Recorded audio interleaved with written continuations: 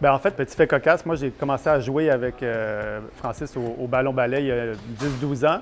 On s'est connus comme ça, puis au même moment qu'il il a parti son projet d'entreprise. Donc, je l'ai suivi depuis ce temps-là, mais à l'époque, moi, j'étais aussi à la Chambre de commerce de Montréal et je gérais un programme de mentorat puis de stage pour les nouveaux arrivants. Donc, l'idée, c'était de trouver des lieux de stage puis d'être capable de les accompagner dans leur intégration du marché du travail. Puis, Francis, par sa générosité puis sa capacité de mobiliser puis d'engager les gens dans ses projets un peu fous, bien, il a pris des stagiaires, il y a eu des mentorés. Fait qu'il y a eu au moins 3-4 personnes, puis il les a même engagés par la suite. Donc, ils ont gardé quelques d'années. Donc, fait qu'on s'est connus comme ça, on s'est suivis.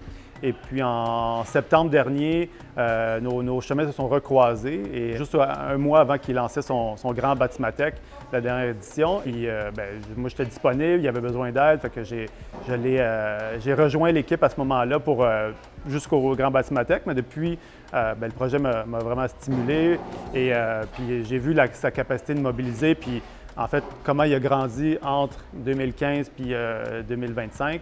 Et donc, c'est ça. Donc, je trouve que c'est vraiment un beau projet qu'il y a vraiment un besoin à ce niveau-là. Puis ce que je souhaite pour Batimatech à l'avenir, c'est d'être pas juste une référence au Québec puis à Montréal, mais de partager la bonne nouvelle au Canada, mais même dans les rêves les plus fous d'être une référence dans d'autres pays. Donc voilà ce que je souhaite pour Batimatech.